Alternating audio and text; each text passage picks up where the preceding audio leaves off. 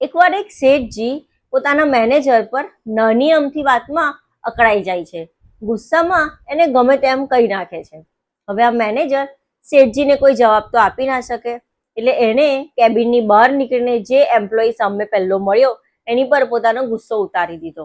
આ એમ્પ્લોય મેનેજરને કઈ જવાબ ના આપી શકે, એટલે એને પોતાનો ગુસ્સો ઉતાર્યો ઓફિસમાંથી બહાર ઉભેલા વોચમેન પર. હવે આ વોચમેન શું કરે?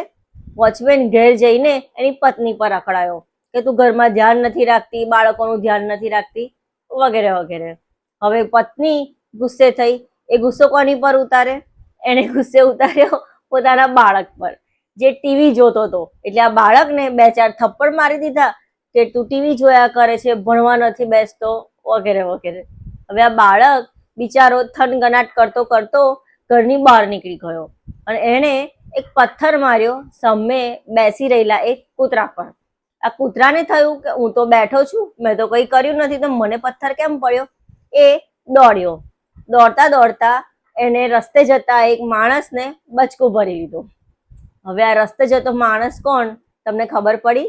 એ પેલો શેઠ હતો કે જેને એના મેનેજરને ખખડાઈ નાખ્યો હતો. આ શેઠ જીવ્યો ત્યાં સુધી એવું જ વિચાર્યા કર્યું કે આ કૂતરાને તો હું રોજ રોટલી ખવડાવું છું, તો આ કૂતરાએ એ દિવસે મને બચકું કેમ ભર્યું? આમ કર્મોનું ફળ ક્યારેય કોઈને છોડતું નથી. જાણે અજાણીએ આપણા વ્યવહારથી કેટલાયને દુઃખ થતું હશે કે કેટલાયનું નુકસાન પણ થતું હશે, પણ આપણે તો પેલા શેઠની જેમ છે કે જે આપણી જ મસ્તીમાં મસ્ત છીએ.